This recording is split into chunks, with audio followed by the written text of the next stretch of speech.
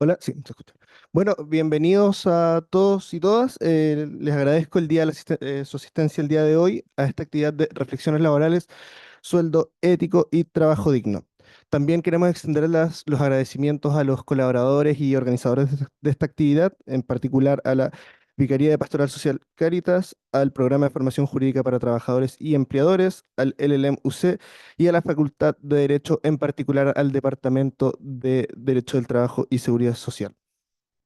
En ese sentido, la presente actividad se dividirá en tres grandes partes. En primer lugar, se dará una bienvenida por parte de las autoridades de nuestra facultad. En segundo lugar, se realizará un lanzamiento de dos publicaciones relacionadas con el mundo del trabajo. Y en tercer lugar, llevaremos a cabo finalmente el conversatorio del día de hoy. Por lo anterior, sin más preámbulos, le quiero dar la bienvenida al decano de la de la Facultad de Derecho de la Pontificia Universidad Católica de Chile, don Gabriel Boxán, quien se dirigirá a ustedes con unas palabras iniciales.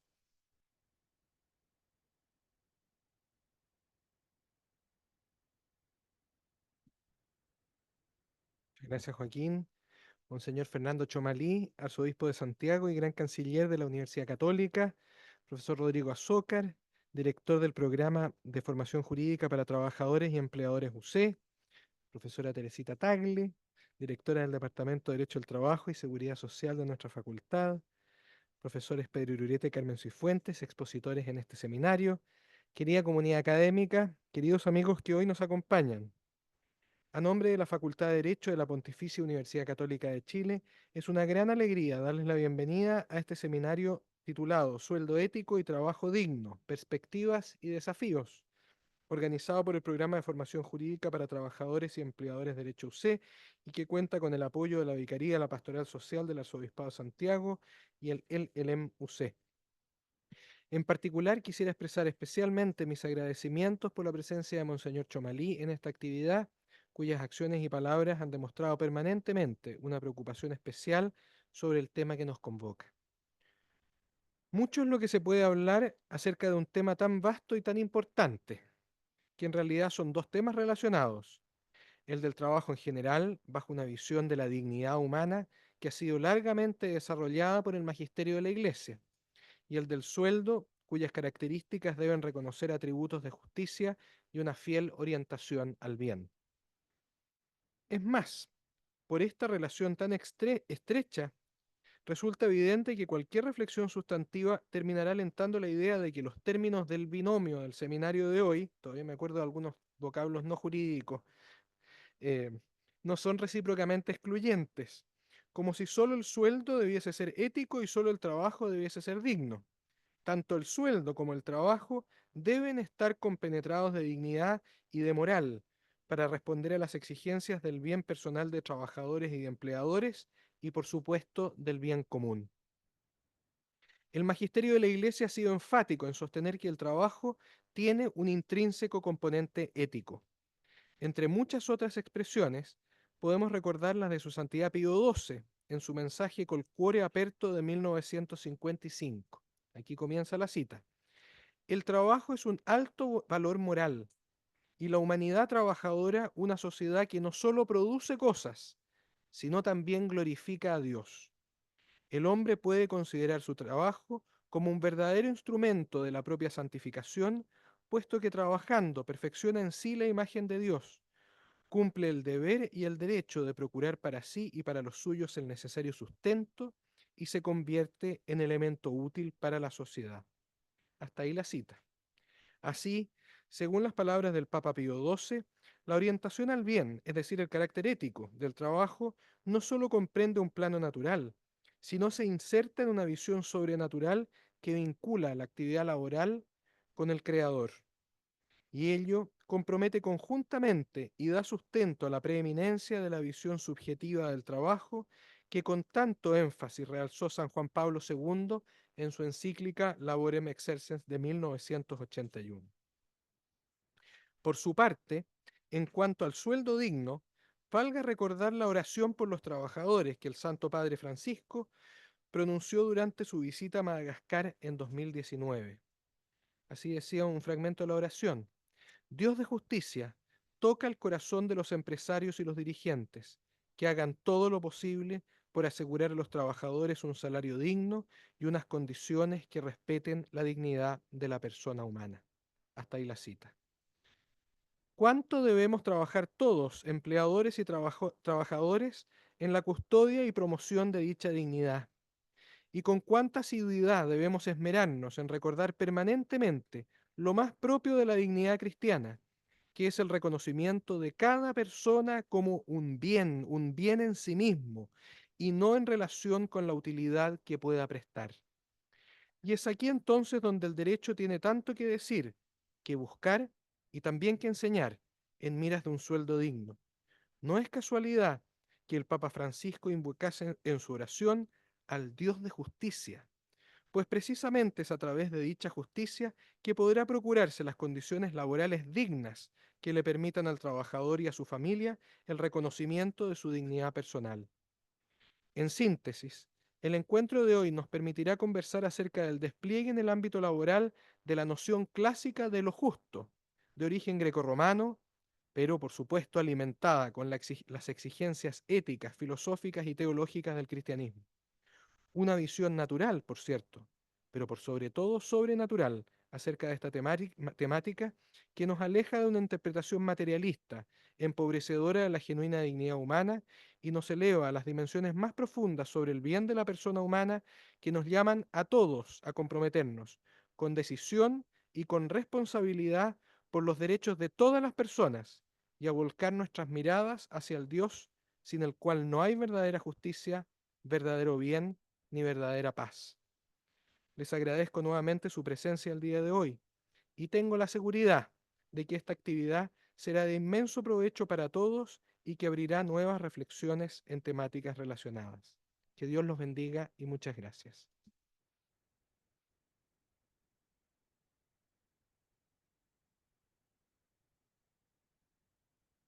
Muchas gracias, decano, por sus palabras de inicio. A continuación pasaremos a la segunda parte de la actividad del día de hoy, con la presentación de dos libros relacionados con el mundo del trabajo.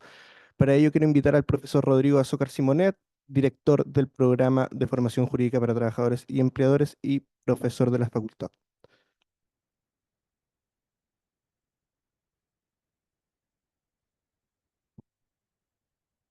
Muy buenos días.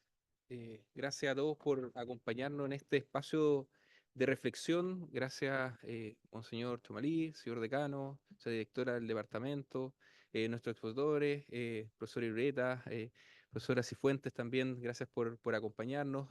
También amigos y colaboradores de estos espacios de reflexión que hemos ido organizando, nuestros amigos de la Vicaría de la Pastoral Social Cáritas también, del Departamento de Relaciones Laborales del Ministerio del Trabajo y también de otras entidades que vamos a ir después señalando en un momento más.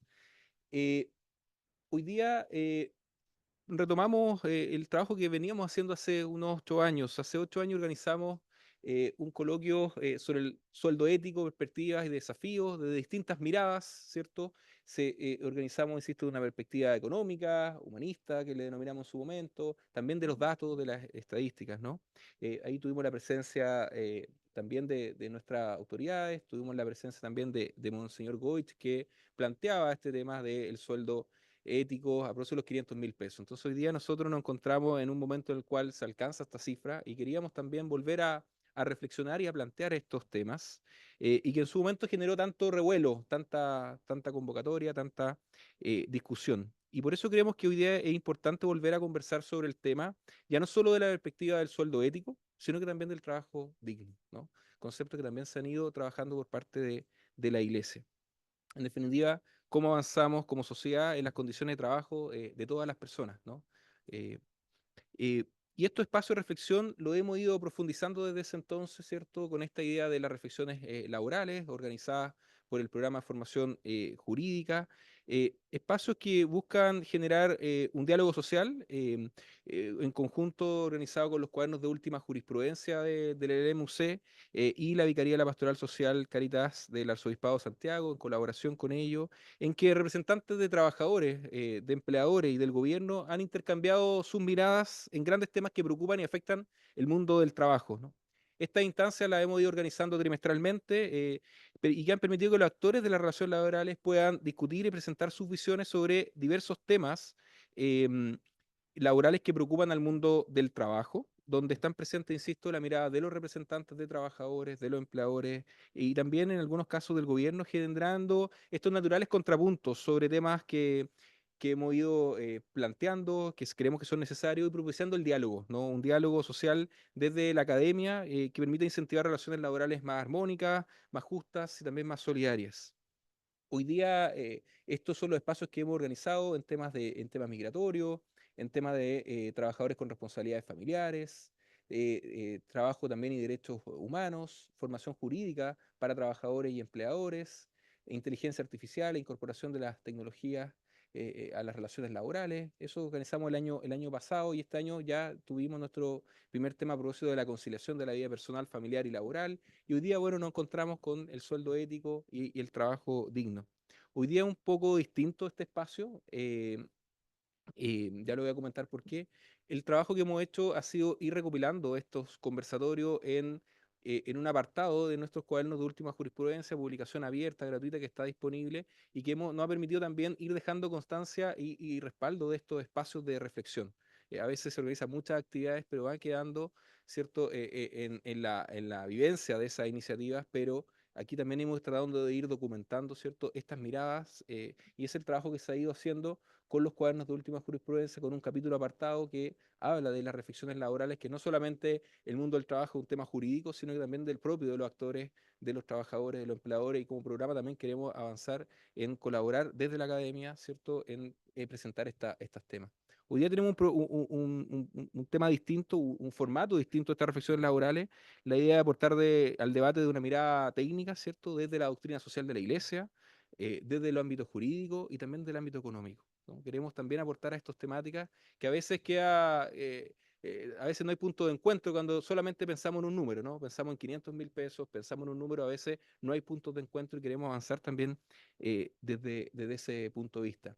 Y también un espacio para poder presentarles dos textos que hemos ido trabajando desde el programa Formación Jurídica, en alianza también con algunas, con la editorial, ¿cierto? Y que también ha ido facilitando nuestro trabajo. Por un lado, presentarles este Código del Trabajo sistematizado para las relaciones laborales, que lo que hace es poder ordenar, sistematizar, ¿cierto? El Código del Trabajo ya no solamente por articulado, sino que en temas. Y también incorpora minutas, resúmenes de los principales temas que tienen las relaciones laborales y las últimas modificaciones legales. Eso nos ha permitido no solamente que salga esta publicación, sino que también, en alianza con esta editorial, poder utilizarlo en nuestros cursos gratuitos dirigidos a trabajadores, a empleadores, ¿cierto? Y a dirigentes sindicales. Y por otro lado también, que ha sido fruto de este trabajo de las reflexiones laborales, que todos estos conversatorios que hemos ido organizando se han ido sistematizando y hemos podido concretar esta publicación de diálogo social para el mundo del trabajo, su desafío. Ahí están las personas que nos han ido colaborando, muchos de ustedes están acá presentes, queremos ya agradecerle a ustedes la colaboración en estos espacios y solamente presentar las temáticas de este libro, ¿no? Conciliación de la vida personal y trabajo, migración laboral y contratación laboral de trabajadores extranjeros, temas de inclusión laboral de personas en situación de discapacidad, automatización laboral, inteligencia artificial y presencia de las tecnologías en las relaciones laborales, también el tema de la debida diligencia y los derechos humanos en la empresa, y las reformas al sistema de pensiones en este segundo capítulo.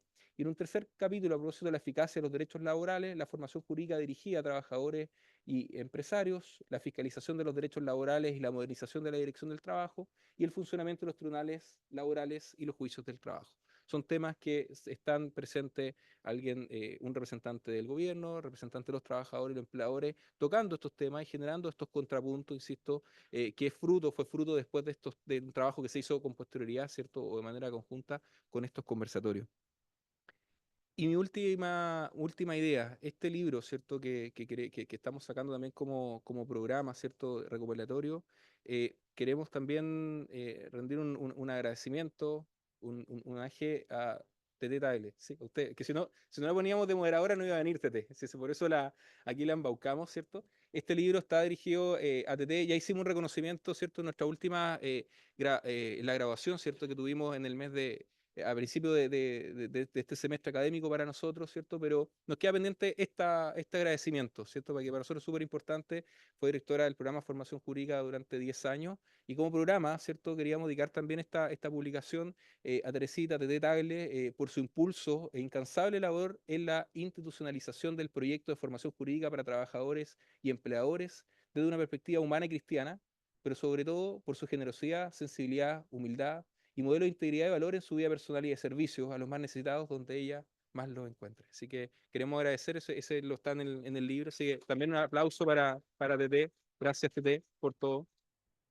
Así que con esta última agradecimiento y también dedicatoria, ¿cierto? Que tiene el libro especial, ¿cierto? Para nuestra querida Tete Tagle, que nos eso sale en el libro, la segunda página del libro, la dedicatoria, para que eso, pero como se pierde de repente en el libro, queríamos también entregarlo y hacerlo público en este espacio, ¿cierto? Que también ha sido fruto del trabajo que también lo que estamos haciendo hoy día como programa, ¿cierto? En alianza con las distintas entidades, también ha sido gracias al trabajo de institucionalización y eh, de perspectiva cristiana y humana con Teresita de los últimos 10 años. Así que muchas gracias. Esa es la presentación que yo quería presentarles o entregarles a ustedes. Y los invito a que los expositores puedan pasar, el señor Chamalí, Carmen, eh, para que puedan pasar a la testera y ya comenzar nuestro espacio, ¿cierto? Que va a ser moderado por la profesora Teresita Tagle. Está bien.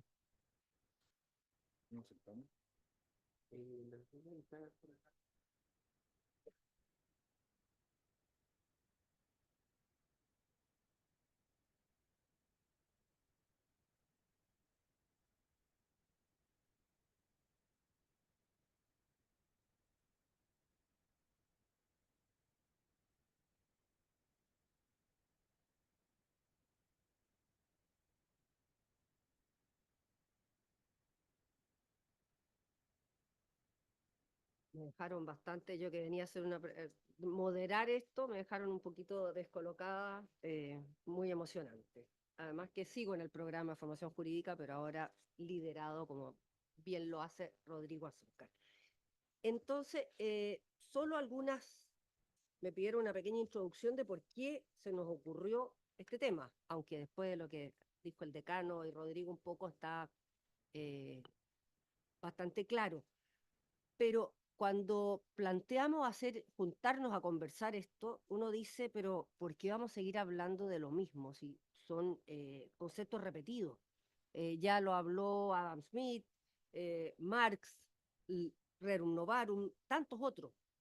Y haciendo un rebobinado rápido, recordar que el Tratado de Versalles, una cosa tan distinta, el año 1919, cuando termina la Primera Guerra Mundial, tiene el artículo 427 y hoy día en Google uno logra mirar el Tratado de Versalles, ya no una cosa teórica, sino que la foto, que el trabajo no debe considerarse meramente como una mercancía. Y en el número 7 de ese artículo dice, y mujeres y hombres deben recibir igual remuneración por trabajo de igual valor. Y antes que eso, ya el Papa León XIII en Rerum Novarum había dicho los deberes de los patronos, no considerar a los obreros como esclavos, respetar en ellos, como es justo, la dignidad de la persona, sobre todo ennoblecida por el carácter cristiano. El Papa León XIII nos habló de que el trabajo era personal y necesario para la conservación, o sea, seguimos hablando. Y luego, 90 años después, el Papa Juan Pablo II, y quien yo dije nos estaría diciendo, sí, hagan el seminario, dice en Laborem Exercem, cito, el trabajo es uno de esos aspectos fundamental y siempre actual, y que exige constantemente una renovada atención y es dimensión fundamental de la existencia humana. Y para no agregarle mucho más, pero una de las cosas que no hay que olvidar que dice esa encíclica, es que dice que no existe otro modo mejor para cumplir con la justicia en las relaciones trabajador-empresario que el constituido precisamente por la remuneración en el trabajo. O sea, nos podemos llenar de varios beneficios, celebración de cumpleaños y unos lugares de trabajo hermosos, pero no olvidemos que la remuneración es la causa por la cual uno se contrata.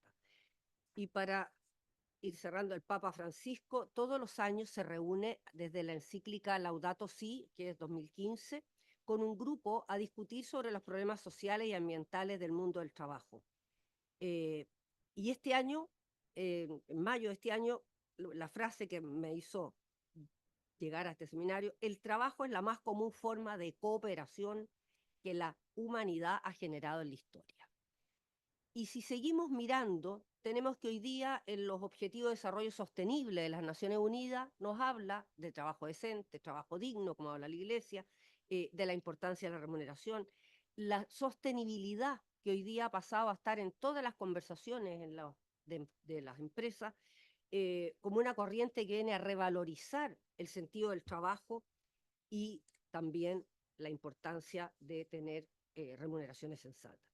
Entonces, bueno, pero uno dice, pero ¿por qué lo volvemos a revisar? ¿Qué es lo que nos convoca? ¿Qué es lo que nos conmueve? Y es tratar de unir todos esos conceptos con la realidad. Y algunos puntos, porque me imagino que Carmen después podrá, tenemos un índice de cesantía hoy día de 8,5%. Nos dicen cada cierto tiempo los expertos que nos faltan todavía 198.000 empleos para estar igual que el COVID, que la etapa pre-pandemia. Y además, salió ayer en las noticias, estudio de ustedes, que especialmente no se ha recuperado el empleo en el segmento que va de 50 a 65 años. O sea, tenemos un problema con el tema del trabajo y la dignidad que eso conlleva. La informalidad laboral. Voy a anunciarles nomás los temas que creo que tenemos que unir a trabajo decente y a una remuneración ética. Un 28,2%, o sea, hay alrededor de 2,5 millones de personas hoy día trabajando de manera informal, y muchos de ellos migrantes, que además no se les ha podido ordenar sus sistemas de papeles o legalizar por tramitación de los documentos. O sea, no es que quizás no quieren estar en la informalidad, pero no tenemos la legislación todavía para... También la tasa de desocupación extranjera, la última cifra que hay, un 6,9%. La automatización ha llevado a disminuir los puestos de trabajo. Solo les nombro lo que sale en noticias: entre Falabella y Cencosud han eliminado alrededor de 37.000 puestos de trabajo. Basta ver que uno va a una tienda y no hay, tiene que pagarse solo y aprender a entenderse con la máquina. Y por lo tanto, y lo otro, y tres temas que dejo planteado de qué pasa con el trabajo, es la rotación laboral, que la Dirección del Trabajo en su estadística tiene que este año llevamos un 37%, o sea, las personas, hay un tercio que no dura más de un año en su puesto de trabajo. ¿Cómo logramos encantar de la importancia del trabajo a los niní, que ni trabajan ni estudian, y que hoy día son un 12% de los jóvenes entre los 15 y los 24 años? Y solo como anecdótico, el nuevo fenómeno laboral, que ya salió en varios artículos, sobre todo en el extranjero, de la renuncia silenciosa o el quiet quitting, que es trabajadores que hoy día no se comprometen, no se sienten parte de sus lugares de trabajo o hacen lo mínimo, y por eso se le ha llamado renuncia silenciosa. Solo quería dejarle eso como modo de introducción para decir por qué, y hemos traído personas tan importantes hoy día para que nos cuenten su opinión sobre este tema. Sin nada más, les presento a Monseñor Fernando Chomalí, arzobispo de Santiago, a don Pedro Irureta, profesor de Derecho del Trabajo de esta universidad, doctor en Derecho, y a mi lado Carmen Cifuentes, economista, magíster también de esta facultad, investigadora del Centro Latinoamericano de Políticas Económicas y Sociales de la Pontificia Universidad Católica de Chile. ¿Cómo lo vamos a hacer? Monseñor, no tenía, vamos a ver, vamos a compaginar porque no le llegó la misma correo. En la primera parte vamos a hacer preguntas en las cuales van a ir contestando ellos en 5 o 7 minutos, y luego al final tratamos de ver si alcanzamos. Monseñor está bastante, tiene que salir a la hora, ver algunas preguntas del público para ir cerrando. y después queda nuestra página, nuestros otros cursos para todas las inquietudes que de aquí puedan salir. Entonces, vamos a partir la primera pregunta con señor Chomalí, de cuál es la importancia del sueldo ético y el trabajo digno en el contexto del sueldo mínimo de hoy, de un trabajo decente, seguro y libre de toda violencia y abuso. Adelante. Agradezco la invitación, un saludo al señor decano, a todas las personas aquí presentes y sobre todo también de la Vicaría Pastoral Social. Yo traía una conferencia porque no me llegó el email donde eran preguntas, pero lo agradezco porque me permite hablar con cierta libertad. Vengo bastante impactado de lo que viví en Concepción durante 13 años en temas laborales, muy impactado. Desde que llegué hasta el día de hoy vi caer muchas empresas, muchas. La empresa del calzado, los Apenco, empresas constructoras que quebraban, muchas. Y lo último, el tema de Huachipato Cap. Y me tocó recibir a todos los sindicatos, y de hecho estoy muy contento porque me hicieron una hermosa despedida cuando me vine a Santiago. Me daba cuenta de varias cosas, la precariedad de los trabajos. Y uno entiende que con el contexto social, cultural, económico, el modelo económico que vivimos hoy día, es muy difícil que una empresa pueda garantizar empleabilidad. Pero lo que sí está llamada a garantizar, o sea, no puede garantizar empleo, pero lo que sí está llamada a garantizar es empleabilidad. Y en eso vi que hay una falencia muy grande, porque conocí personas que trabajaron en una empresa 30 años, llegaron jóvenes, entusiastas, y salieron enfermos, viejos, pobres y amargados. Y eso no puede ser. No puede ser que la materia haya salido ennoblecida, como esto. Todo esto es materia ennoblecida, todo esto es trabajo del hombre, de la mujer, materia ennoblecida, y el autor de dicha obra salga embrutecido. Y creo que ese es el problema que se da hoy día. También yo generé dos empresas en Concepción, soy el empresario. Una lavandería para que trabajen jóvenes con síndrome de Down. Y el asunto que teníamos la lavandería, nos conseguimos los recursos, le pedimos a la municipalidad que buscara a los jóvenes con síndrome de Down más pobres, porque eso es lo que tienen más dificultades para moverse en la vida.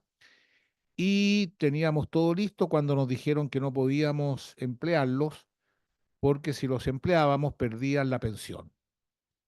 Cosa que era una cosa muy difícil porque nosotros no queríamos voluntarios, porque reconocíamos en los jóvenes con síndrome de Down personas capaces de trabajar, de prestar un servicio, etcétera. Después de muchas gestiones que llegamos al Ministerio del Trabajo, logramos un instructivo en el cual se podían contratar a estos jóvenes sin perder la pensión por el sueldo mínimo. Eso fue un gran avance y después fue lo que dio pie a toda la ley de inclusión. De hecho, cuando se cumplió un año desde la ley de inclusión, el ministro Bonkever pidió celebrar ese año en la lavandería y fue para allá con todo su equipo, y él decía que se le exige a los empresarios un trabajador cada 100 personas con síndrome, o sea, un trabajador discapacitado cada 100 trabajadores, y las empresas más grandes uno cada 200, uno cada 100, y sucede que nosotros teníamos al revés, teníamos 5 por 1, 5 personas con síndrome de Down por uno, y después creamos una, una cafetería. Llegaron también a hablar conmigo muchos migrantes. La Iglesia Católica tiene una pastoral de migrantes muy consolidada. De hecho, mañana vamos a dar una conferencia a propósito de un documento que escribió el Comité Permanente de la Iglesia Episcopal, al cual yo pertenezco, sobre migración. Y por supuesto que están todos invitados mañana en el arzobispado a las 10 de la mañana. llegaron muchos migrantes y se sentían explotados. Una palabra que se escuchaba desde en la revolución industrial, dio pie a terminar con eso, dio pie justamente a la Rerum Novarum y todo lo que se vino adelante, y sin embargo se sentían explotados, no se sentían considerados, largas horas de trabajo, sin contrato, prácticamente una mercancía. Era muy doloroso para mí porque encontraba que se estaba cometiendo una injusticia, pero también porque soy nieto de inmigrante. Y eso evidentemente que a uno lo lleva a mirar desde una cierta perspectiva la vida. Y creo que eso confirma la doctrina social desde la Iglesia, que cada vez resulta más plenamente válida.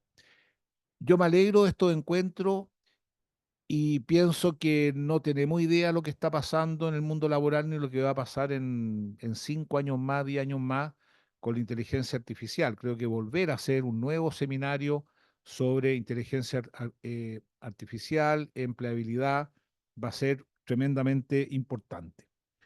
Quisiera en la primera pregunta dejar 3 ideas fundamentales.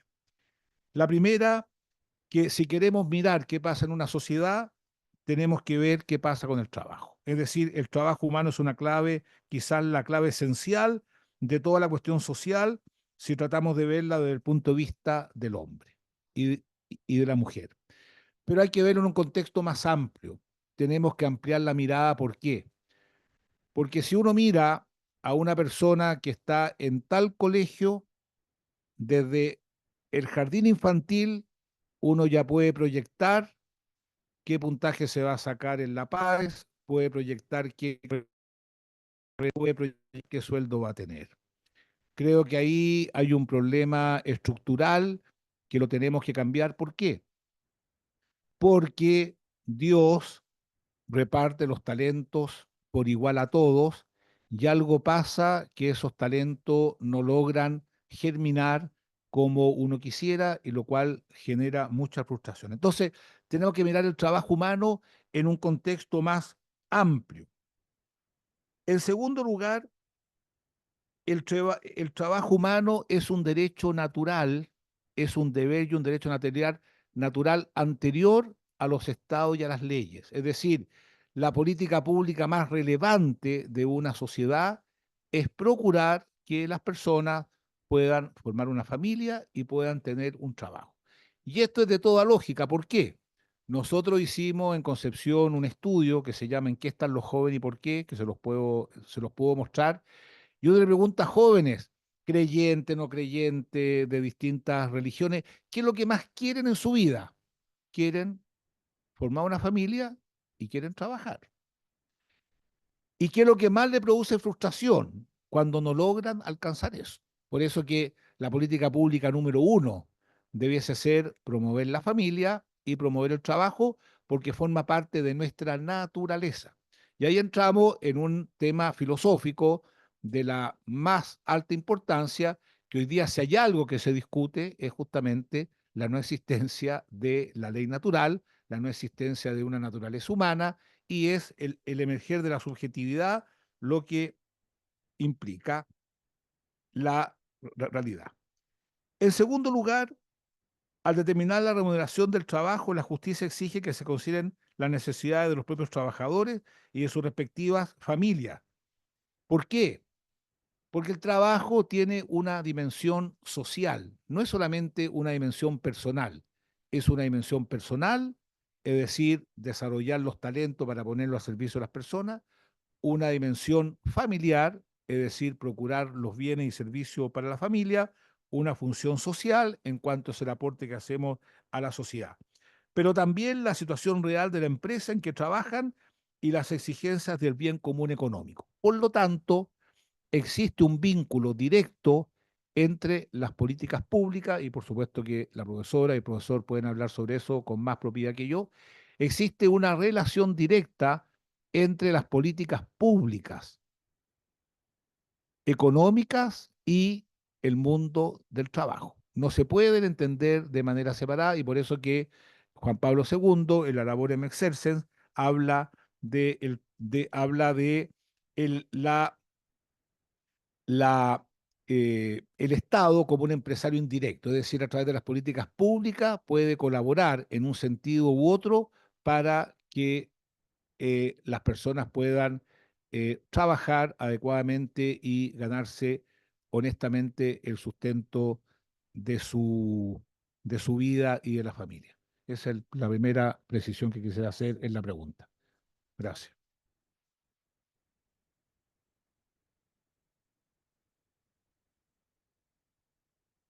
Bueno, muchas gracias. Quisiera comenzar saludando a los que están en el panel, a Monseñor Chomalí, a Carmen y a Tete. Para mí es un honor que me hayan invitado y les agradezco mucho que ellos estén conmigo acá.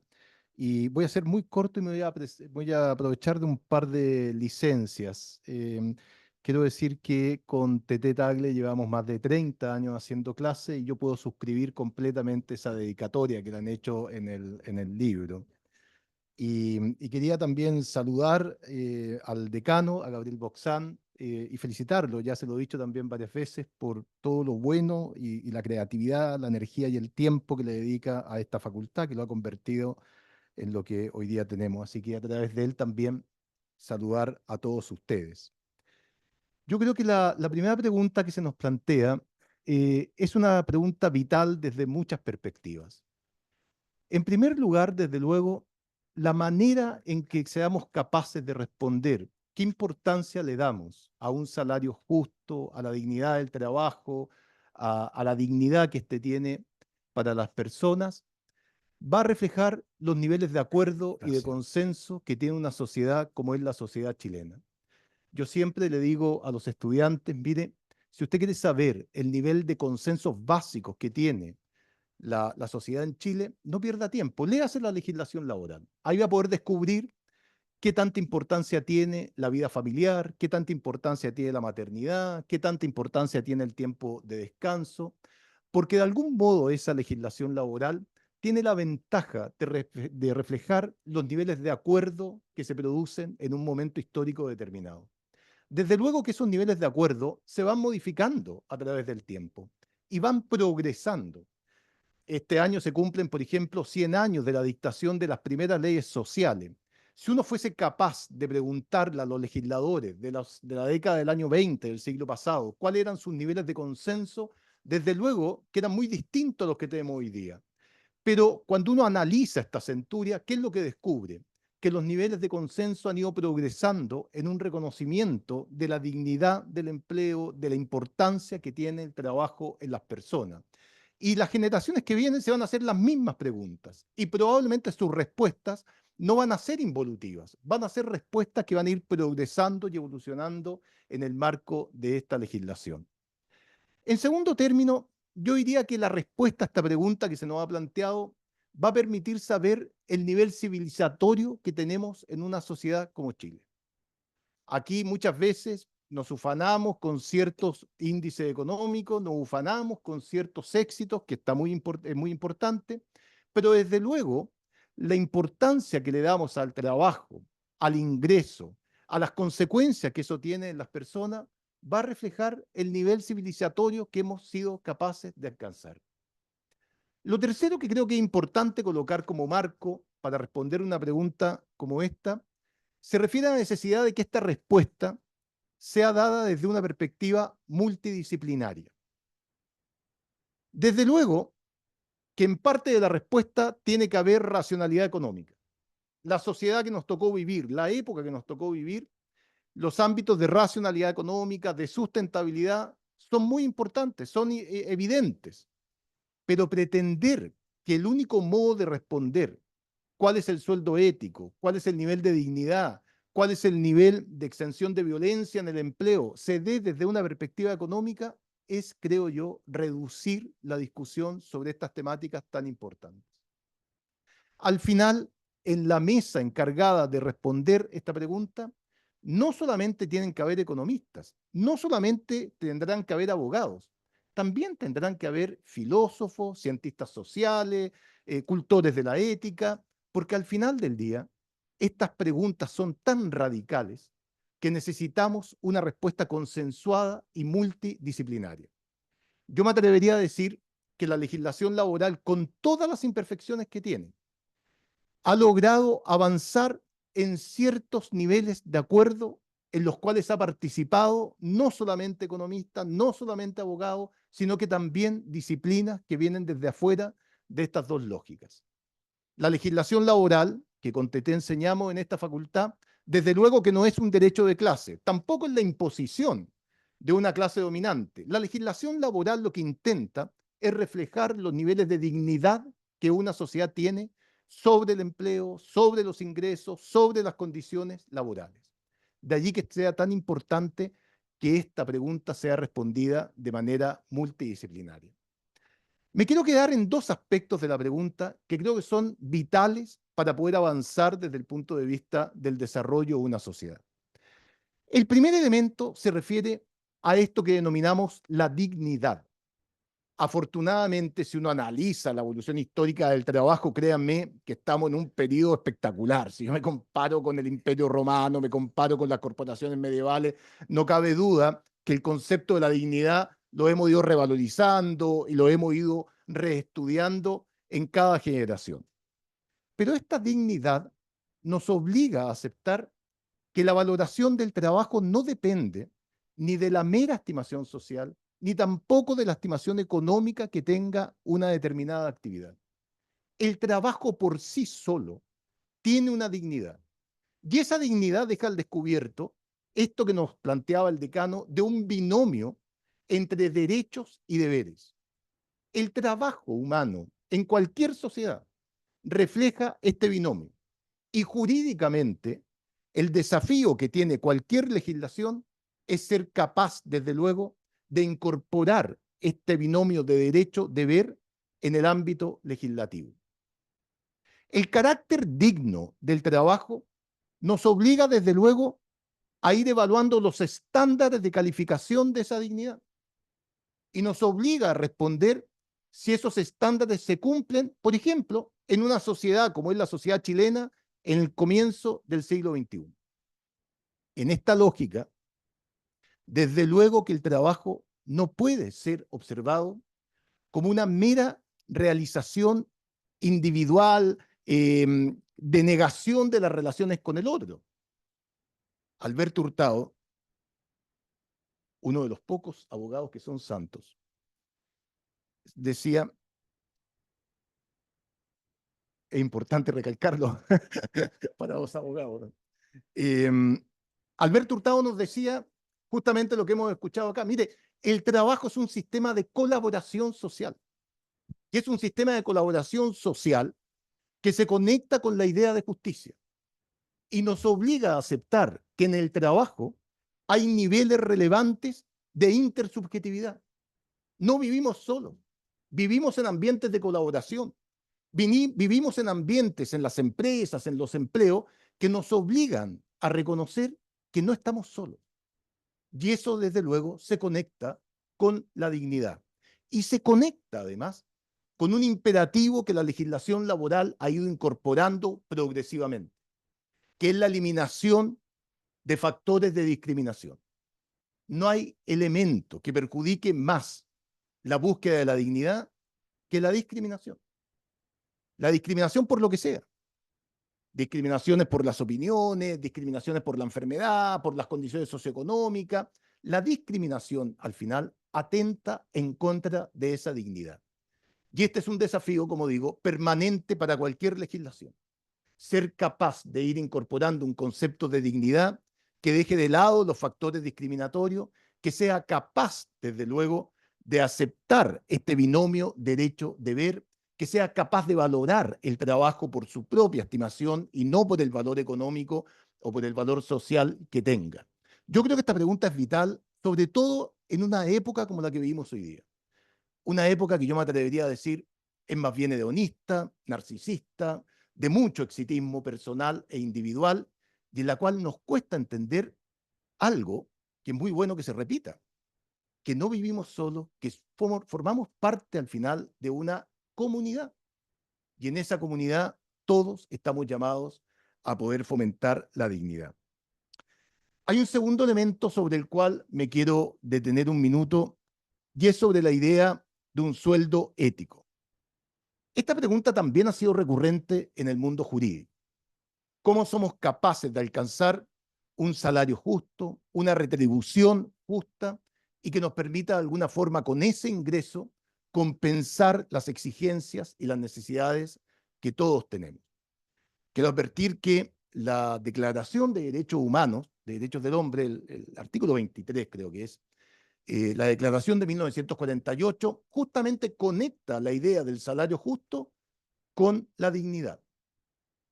Pero quiero advertir que desde el punto de vista jurídico, la búsqueda de un salario justo o de un salario ético nos permite arribar a algunas conclusiones que a mí me parecen importantes. La primera de ellas, que aun cuando sea una figura más bien programática, una especie de ideal, siempre es importante que la legislación la contemple. Siempre.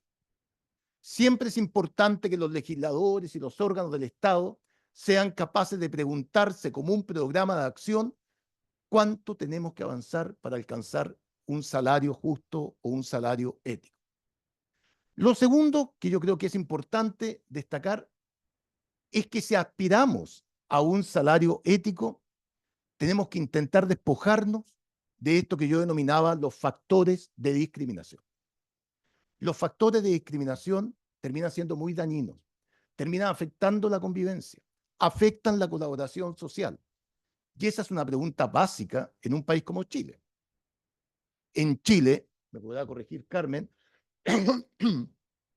menos del 3%, si no me equivoco, tiene un salario superior a los 2 o 2 millones y medio de pesos. O sea, el 97% de la población laboral chilena tiene un salario por debajo de esa cifra.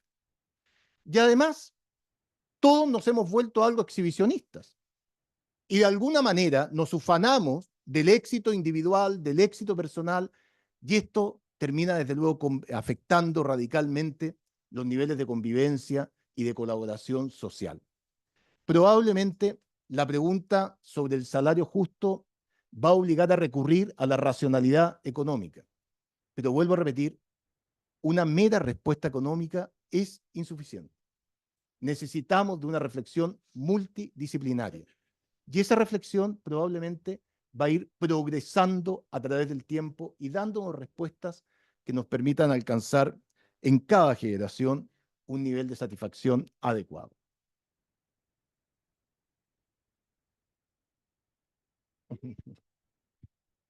Muchas gracias. Quiero partir agradeciendo obviamente la invitación y también felicitar a la organización porque había revisado algunos de los temas de los conversatorios, pero no me había percatado que eran tantos y en realidad son todos muy importantes e interesantes y sin duda deben ser abordados desde la interdisciplinariedad. Entonces, de verdad valoro muchísimo esto de que podamos compartir opiniones desde distintas disciplinas.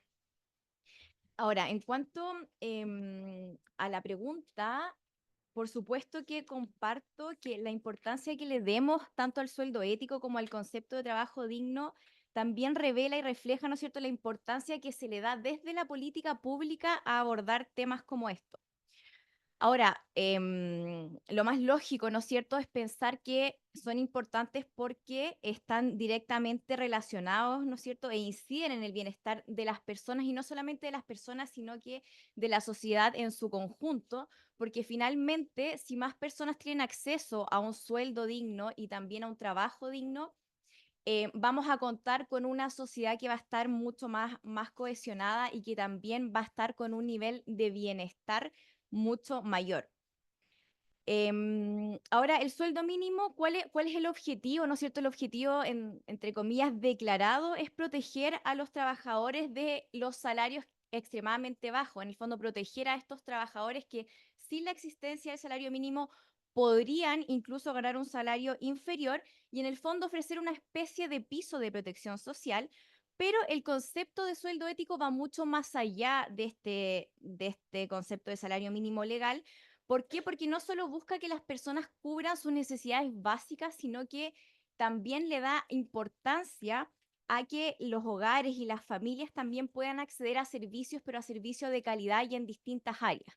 En el fondo, no solamente nos interesa tener este piso de protección para poder cubrir, por ejemplo, necesidades de alimentación, sino que también debiésemos aspirar a que las personas y las familias pudiesen también tener acceso a salud, a educación, a vivienda de calidad, entre otras cosas, y así procurar que los hogares de nuestro país puedan alcanzar un estándar de vida digno.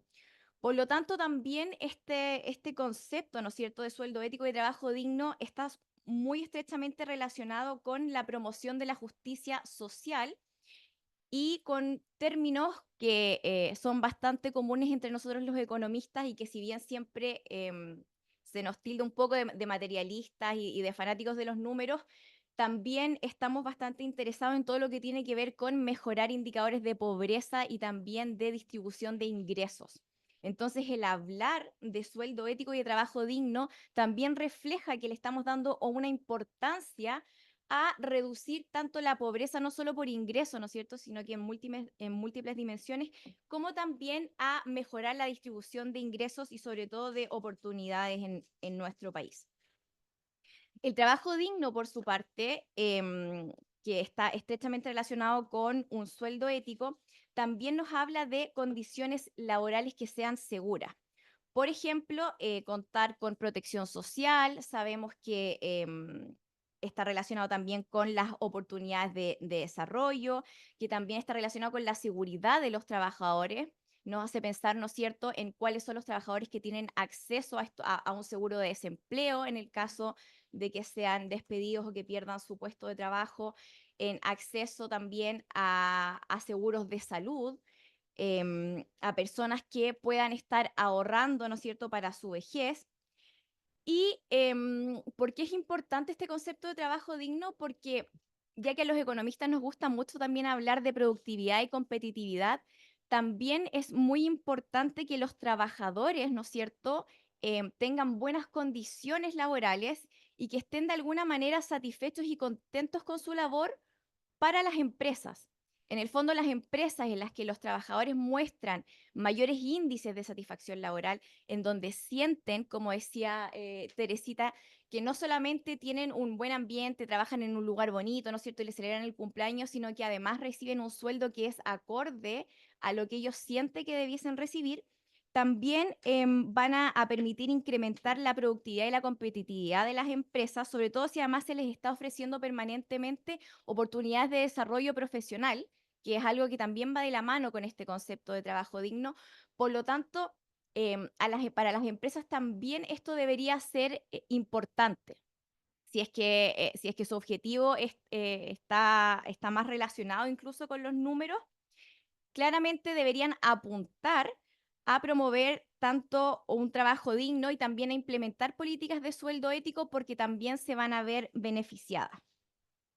Y habiendo reconocido la relevancia de ambos conceptos, también creo que es súper importante ponerlos en contexto. ¿Por qué? Porque en Chile son súper pocas las empresas que hoy en día han establecido este concepto de sueldo ético, en el fondo que fijan en un número un sueldo ético y le ofrecen a los trabajadores un sueldo que vaya desde ese piso hacia arriba. Y es algo que se ve más que nada en grandes empresas y en industrias como la industria minera, algunas salmoneras. Entonces creo que ya uno de los desafíos es cómo hacer que las empresas incorporen esta importancia de contar con un sueldo ético y con buenas condiciones laborales. ¿Para qué? Para que hayan más empresas que puedan ofrecer estas condiciones. Ahora, ya habiendo dicho que son pocas las empresas que implementan esta política de sueldo ético, además sabemos que el sueldo mínimo legal tampoco cubre a todos los trabajadores, ¿verdad? ¿Por qué? Porque está diseñado para que se aplique a los trabajadores que cuentan con un contrato de trabajo, es decir, está asociado y está diseñado para proteger a los trabajadores del sector formal. ¿Por qué esto es importante? Porque finalmente nos hace preguntarnos por qué a algunos sí y por qué a otros no.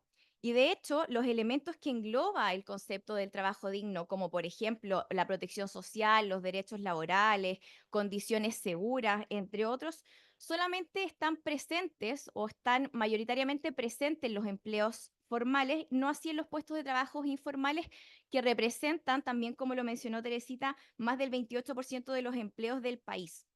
Entonces, debiésemos preguntarnos por qué dos conceptos que son tan relevantes y que están tan estrechamente relacionados con el bienestar, con la calidad de vida de las personas, no están presentes en la vida de todas las personas. Y también tenemos que preguntarnos qué refleja esto. ¿Refleja que las oportunidades, por ejemplo, que han tenido las personas a lo largo de su vida no han sido iguales? ¿Refleja que hay algunas personas que tienen una mayor probabilidad, dado todo su background, por ejemplo, de estar en un trabajo que le ofrezca un sueldo ético y un trabajo digno?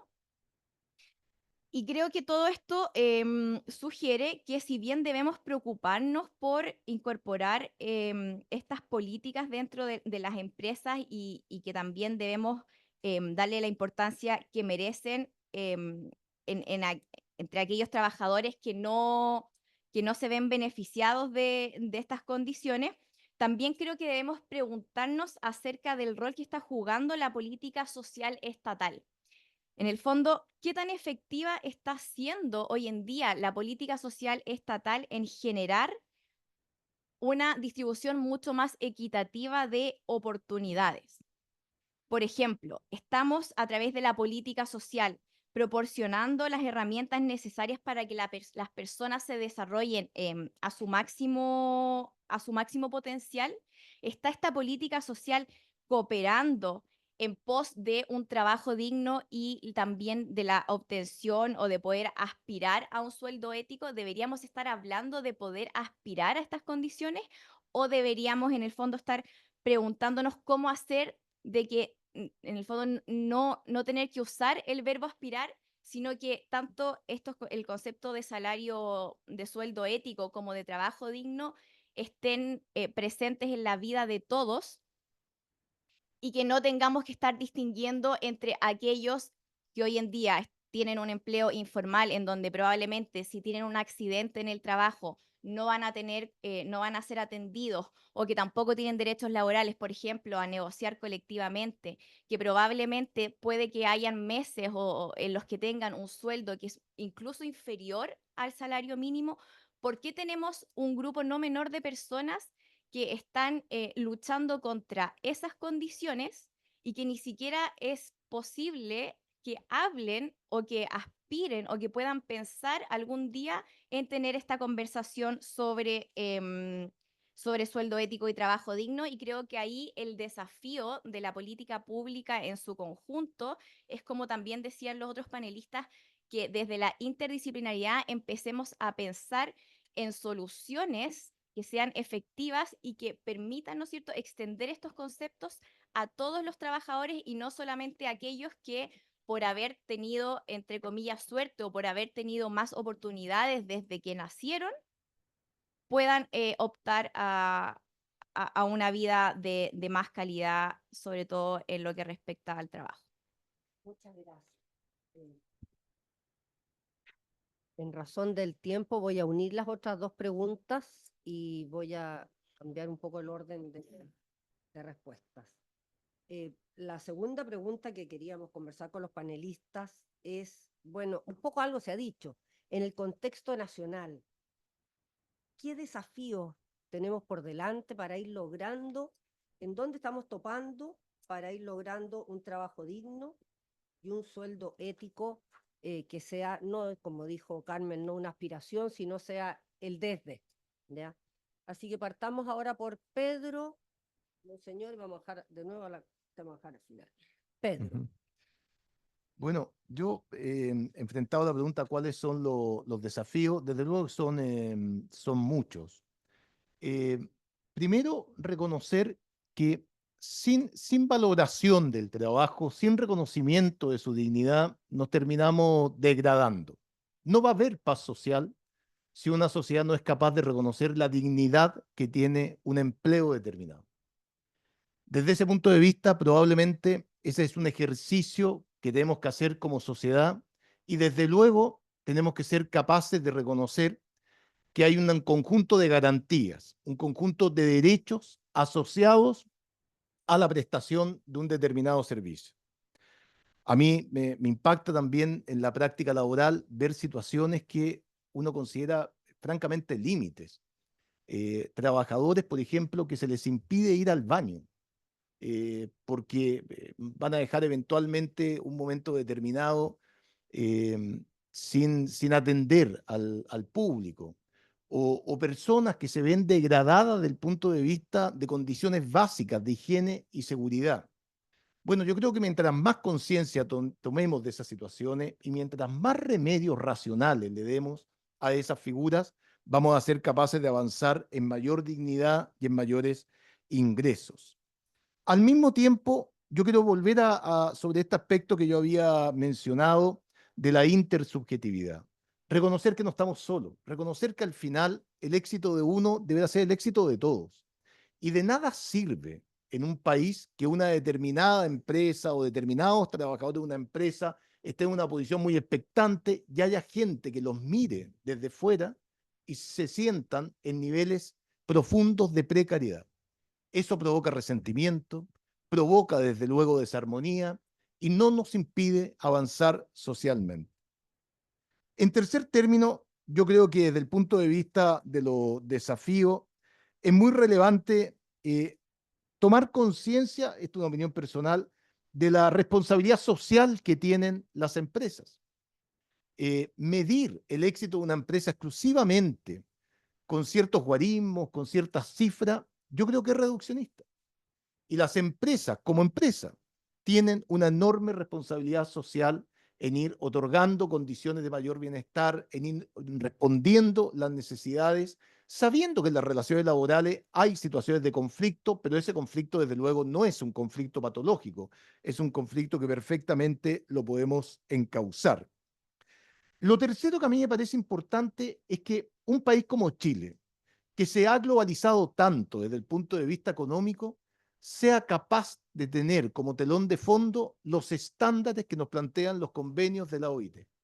Las discusiones que hoy día tenemos acá son discusiones que también se han provocado a nivel internacional y han tenido como resultado cerca de 200 convenios internacionales, que desde luego tenemos que aplicarlo de acuerdo a las características de cada país y a las posibilidades también que tiene cada país.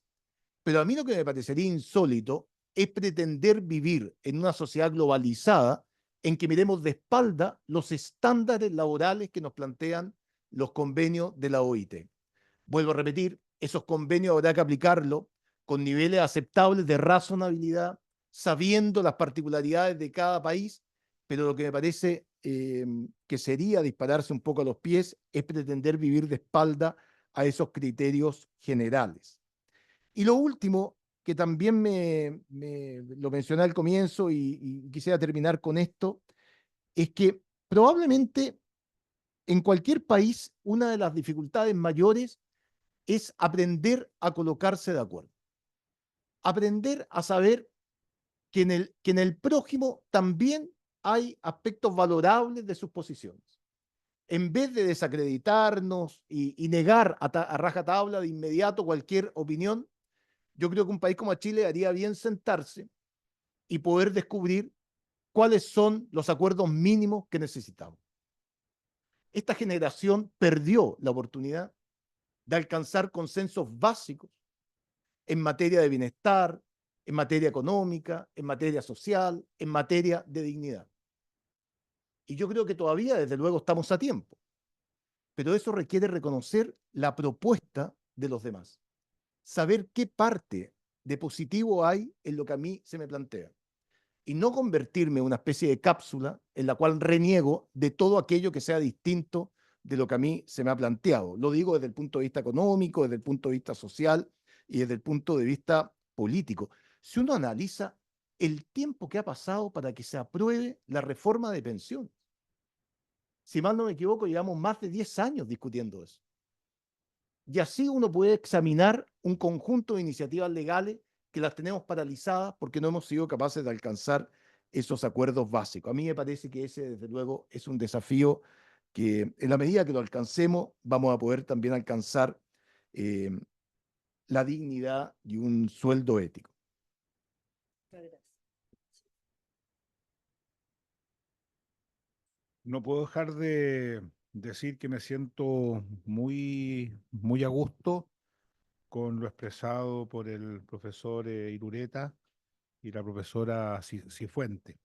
Yo quisiera leer en el compendio de doctrina social de la Iglesia el número 302 y el 303 y sacar algunas conclusiones para entrar en el tema que nos convoca, que es la justa remuneración.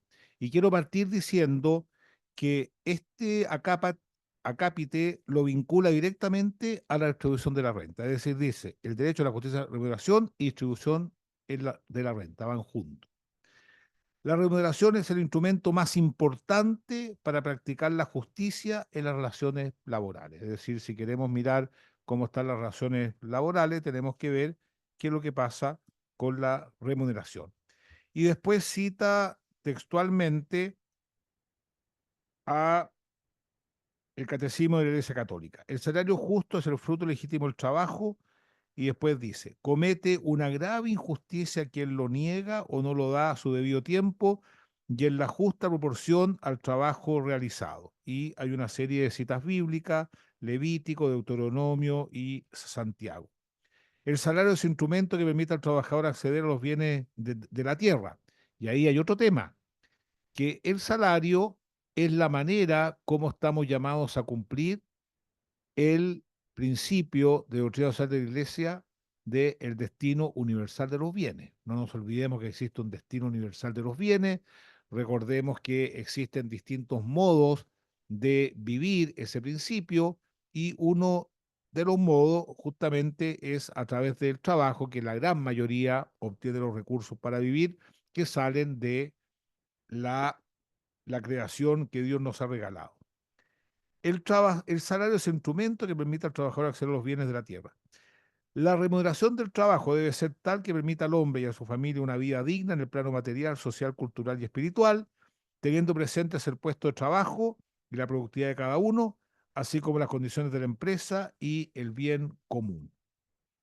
Es decir, el trabajo nos permite tener para ser. El trabajo es la posibilidad que se nos da para ser. Y para ser tenemos que tener condiciones mínimas de vida. Y después dice algo muy interesante. El simple acuerdo entre el trabajador y el patrono acerca de la remuneración no basta para calificar de justa la remuneración acordada porque ésta no debe ser en manera alguna insuficiente. Es decir, el trabajo no es una mercancía que se transa en el mercado según la ley de la oferta, de la demanda y la oferta. No lo es. Entra en otra categoría porque dice relación a una persona. La relevancia del trabajo está, en primer lugar, que lo realiza una persona y por eso que la doctrina social de la Iglesia distingue el trabajo subjetivo y el trabajo objetivo. El trabajo objetivo es lo que se hace y el trabajo subjetivo es quién lo hace. Tiene una dimensión transitiva. Todo lo que vemos aquí es el trabajo en la dimensión transitiva, en el sentido que permite realizar esta materia que se pone al servicio del hombre, pero una dimensión intransitiva que queda en la persona y debe ser fuente de realización y no fuente de frustración, y no nos olvidemos del principio de los talentos. Entonces, el simple acuerdo entre el trabajador y el patrón hace que la remuneración no basta para calificar de justa la remuneración acordada, porque esta no debe ser de manera alguna insuficiente. Para el sustento del trabajador, la justicia natural es anterior y superior a la libertad del contrato. Y después dice algo que tiene que ver con lo que planteaba el profesor Irureta en relación a la discusión que hay de las pensiones. El bienestar económico de un país no se mide exclusivamente por la cantidad de bienes producidos, sino también teniendo en cuenta el modo en que son producidos y el grado de equidad en la distribución de la renta, que debería permitir a todos disponer de lo necesario para el desarrollo y el perfeccionamiento de la propia persona. Es decir, nosotros compramos productos que no son fabricados en Chile, es decir, no están regidos por la legislación chilena, se producen en otros lugares y no tenemos la menor idea bajo qué condiciones se están produciendo y bajo qué condiciones están los trabajadores. Yo sé algunos países donde ya los trabajadores están reclamando que sus productos aparecen en la publicidad, que hoy día la publicidad es universal, no hay frontera, y sin embargo se venden a grandes cantidades y a ellos prácticamente los tienen en condición de esclavos. Es decir, hay ahí un fenómeno importante, es decir, no basta, hay que ver el modo en que son producidos y el grado de equidad en la distribución de la renta, que debería permitir a todos disponer de lo necesario para el desarrollo y el perfeccionamiento de la propia persona. Es decir, el trabajo tiene una dimensión que nos ayuda a hacer más. Por eso que cuando me toca hablar estos temas, es tremendamente importante tener la posibilidad de elegir un trabajo donde se le permite desarrollar los talentos, los dones, los carismas, las habilidades, las destrezas que Dios le ha regalado a cada uno. Creo que una buena política pública sería ayudarnos a eso, pero eso comienza desde el propio colegio. Una justa distribución del rédito debe establecerse no solo en base a los criterios de justicia conmutativa, sino también de justicia social.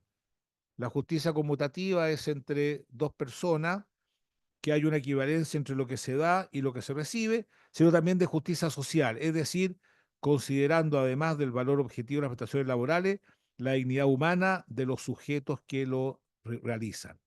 Y termina diciendo lo siguiente: un bienestar económico auténtico se alcanza también por medio de adecuadas políticas sociales de redistribución de la renta, que teniendo en cuenta las condiciones generales, consideren oportunamente los méritos y las necesidades de todos los ciudadanos.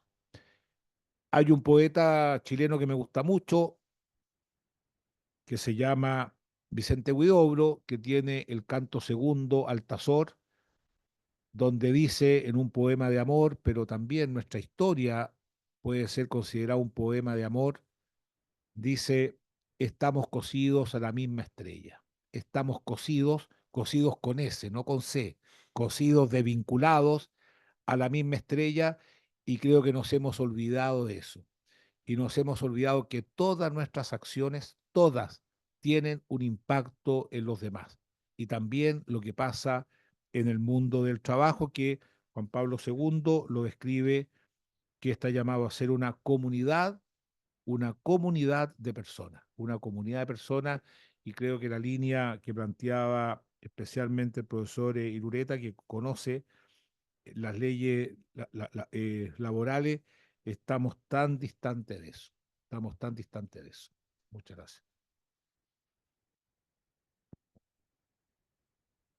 A ver, yo, al menos desde la perspectiva económica, creo que hay dos desafíos grandes. Uno, por el lado de las personas, ¿no es cierto? Como mencioné antes, que ya están insertas en el mercado formal, porque en el fondo cuando hablamos de empresas o de condiciones laborales, ya estamos asumiendo que la persona está, ¿no es cierto?, con un contrato de trabajo y que ya parte de ciertos estándares. Em, en el- para ese grupo, para esa población, yo creo que es fundamental, como decía el profesor, promover la responsabilidad empresarial. En el fondo, que las empresas estén conscientes de la importancia de la salud física y mental de sus trabajadores y también de lo fundamental que es transmitirle a los trabajadores cuánto la empresa, cuánto el empleador los valora, que es algo que ciertamente se ve reflejado en el sueldo. Pero en mi opinión creo que el principal desafío está sin duda en la informalidad laboral.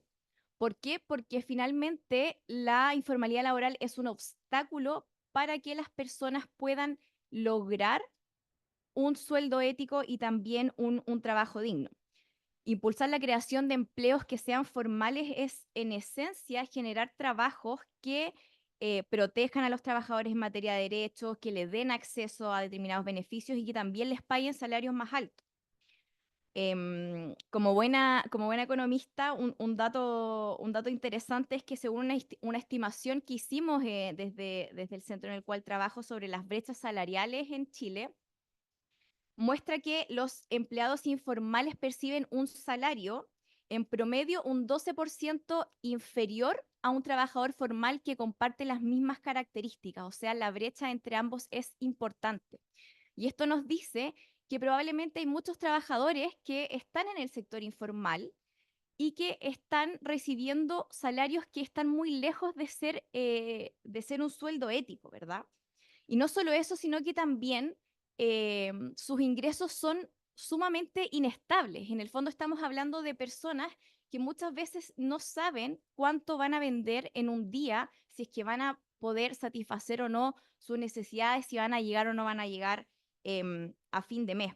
De ahí la importancia, ¿no es cierto?, de abordar y de hacernos cargo de este problema de la informalidad, que además ha ido registrando incrementos no menores en los últimos meses y que creo que no se le ha dado la importancia desde la política pública para enfrentarlo, para enfrentar este problema de manera efectiva.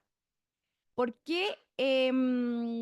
Bueno, por eso es importante reducir la informalidad, pero también porque los datos muestran que la informalidad laboral prevalece justamente en grupos demográficos que además enfrentan otras vulnerabilidades, donde hay una mayor prevalencia de informalidad en las mujeres, en los jóvenes, en los adultos mayores, en los migrantes y también en los trabajadores que tienen menores niveles educacionales. Entonces, para abordar este tema y para poder enfrentarlo de manera efectiva, como mencionaba, también es sumamente importante que empecemos también a profundizar en las causas. En el fondo, preguntarnos por qué es más probable que una mujer trabaje de manera informal en comparación a un hombre.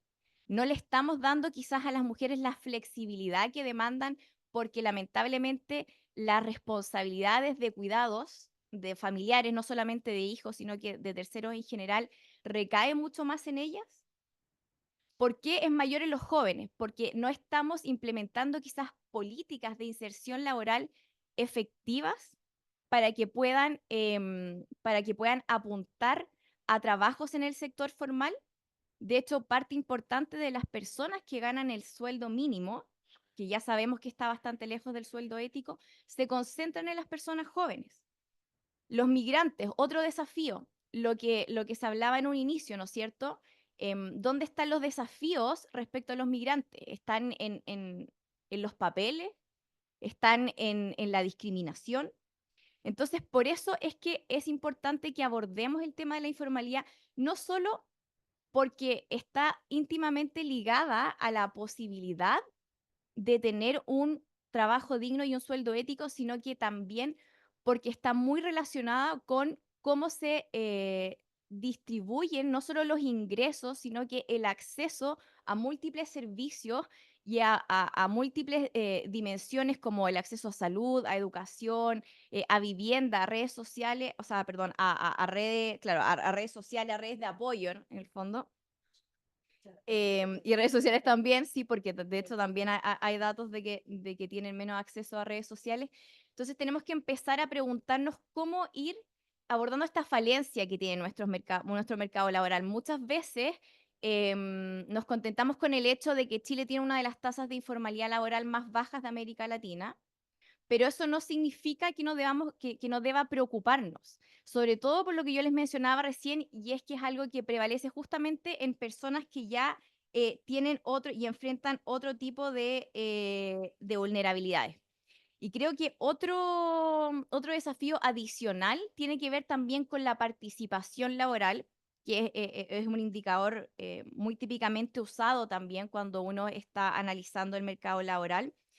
¿Y por qué? Porque si bien no estamos concentrando en las personas que ya tienen un empleo o que están activamente buscando un empleo, también hay una parte importante de la población que ni siquiera está participando del mercado del trabajo y que por lo mismo puede que no solamente no tiene un sueldo o no tendría un sueldo, sino que debe tener una falencia mucho más grave y más importante en términos de los ingresos que recibe.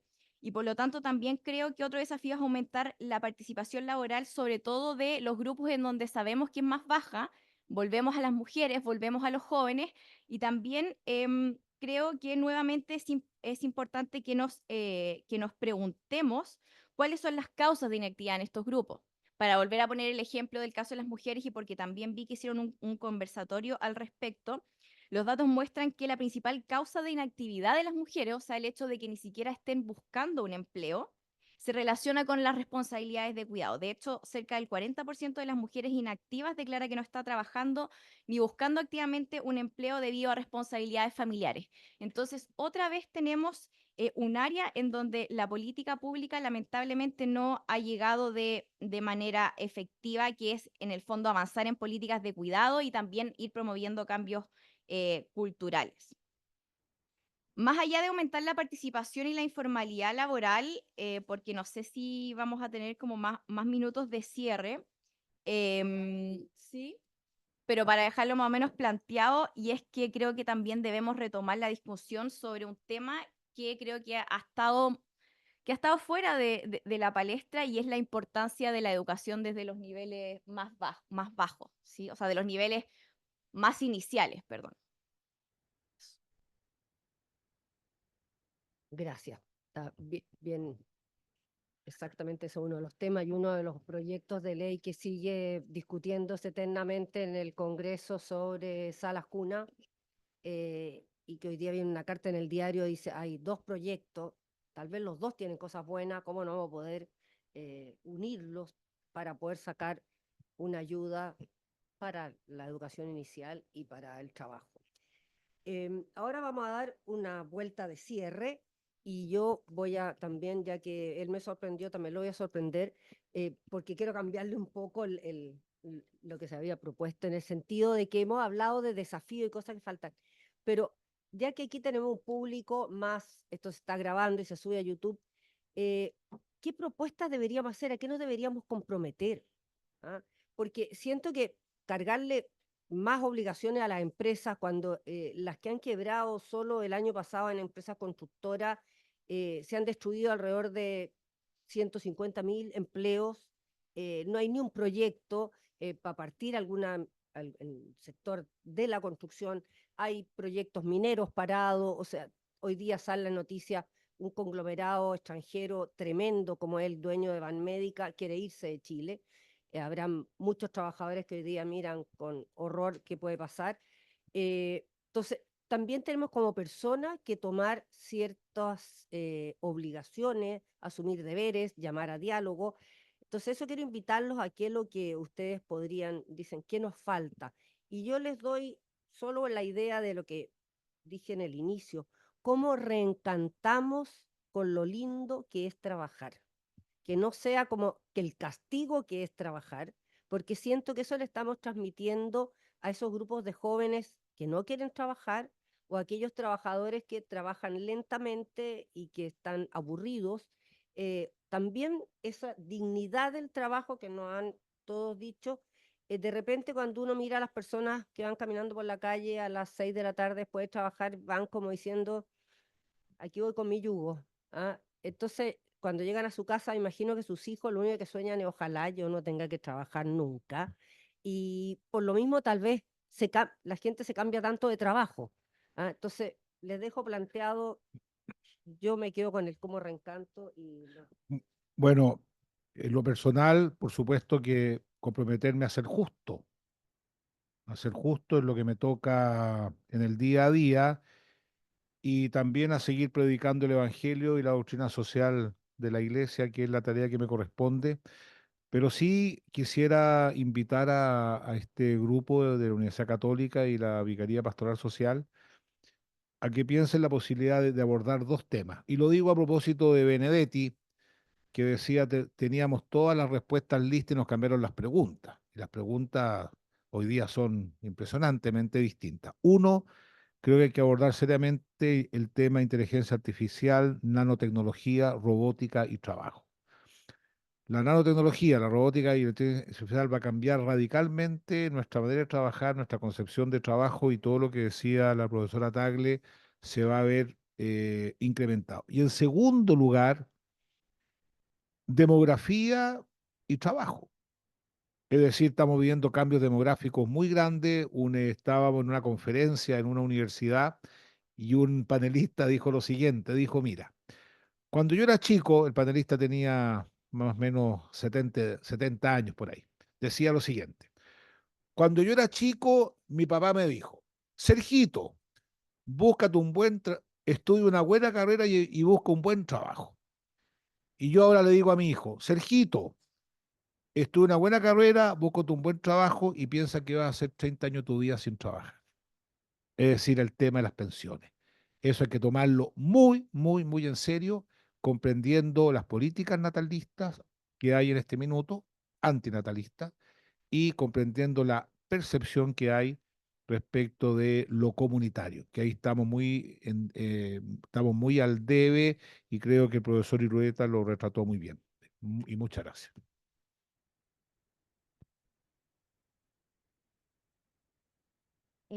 Yo creo que cada uno puede aportar desde donde esté, sobre todo desde donde esté trabajando, ¿verdad?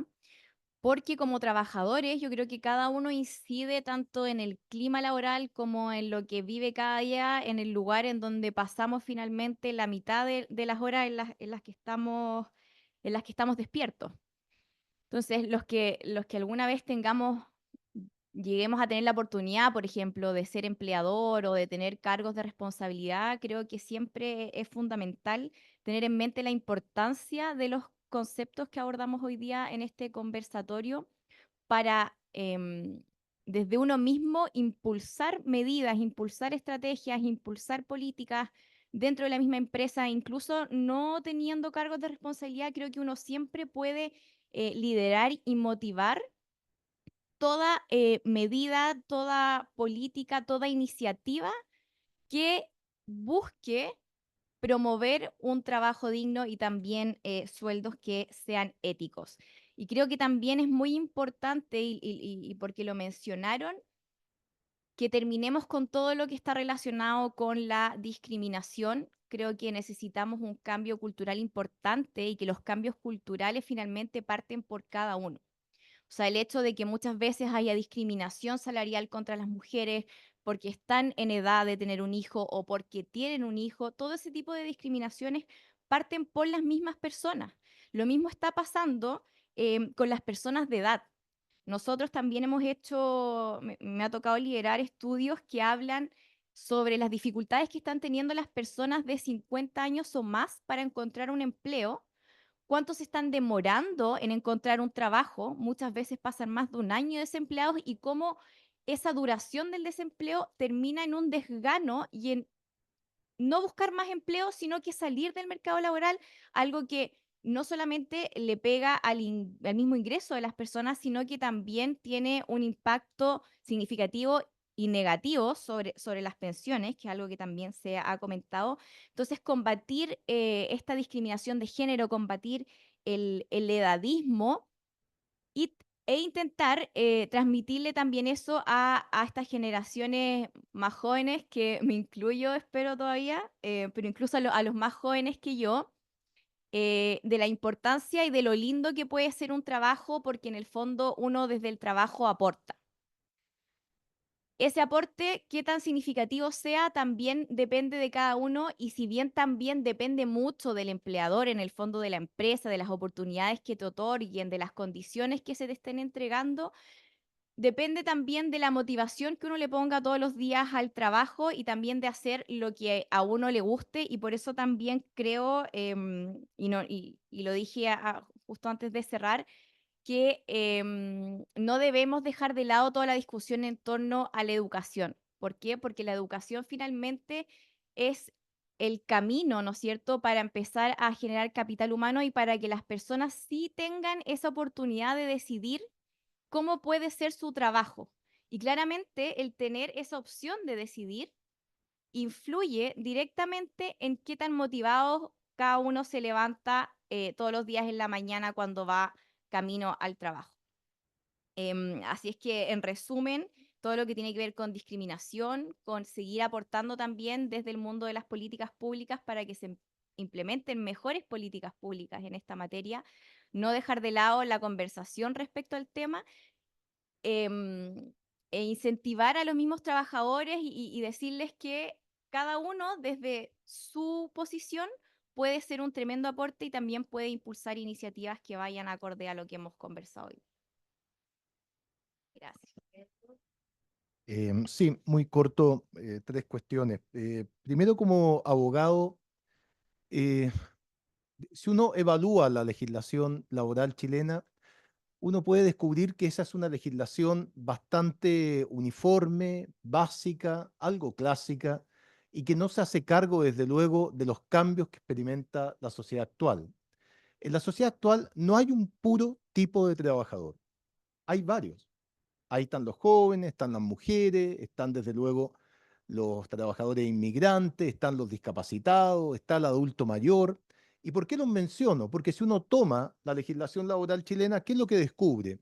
Que la reacción legislativa es una reacción puntual, episódica y pensando como si todo fuese una misma cosa, un mismo tipo de trabajador. Si uno se pregunta el caso, por ejemplo, de los inmigrantes, en el Código Laboral chileno apenas hay dos artículos que se hacen cargo de establecer un par de reglas sobre la situación del trabajador extranjero.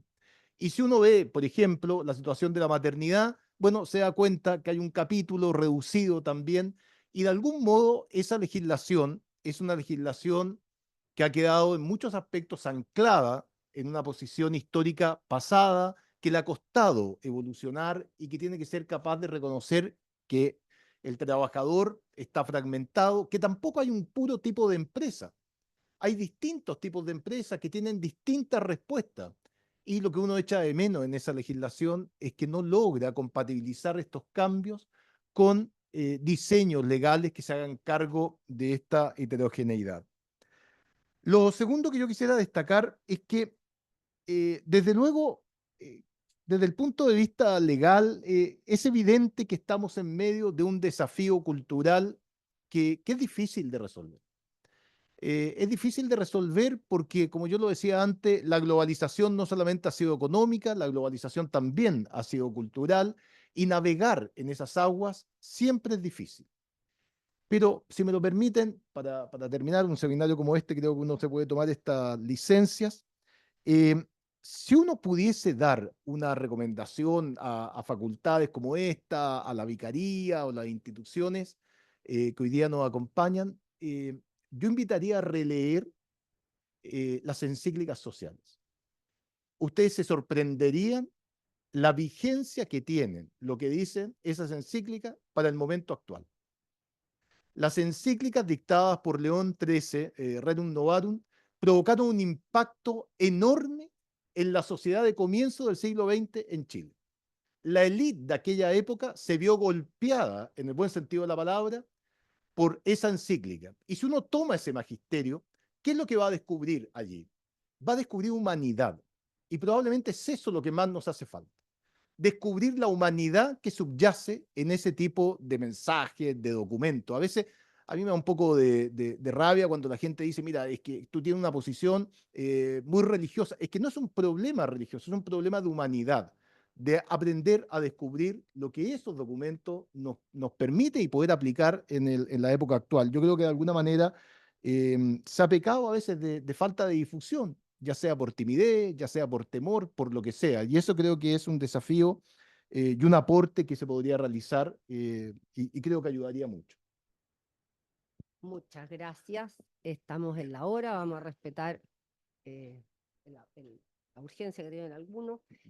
Los invitamos a un café, pero quiero agradecer al decano, a los importantes de la vicaría que están en primera fila, a Rodrigo y a los que me han acompañado aquí adelante, a Pedro, a Carmen y a Monseñor Fernando Chomalí, porque creo que todos hemos quedado con algo para pensar, para conversar y para salir como misioneros a transmitir lo que de aquí podamos sacar en limpio. Muchas gracias por estar aquí.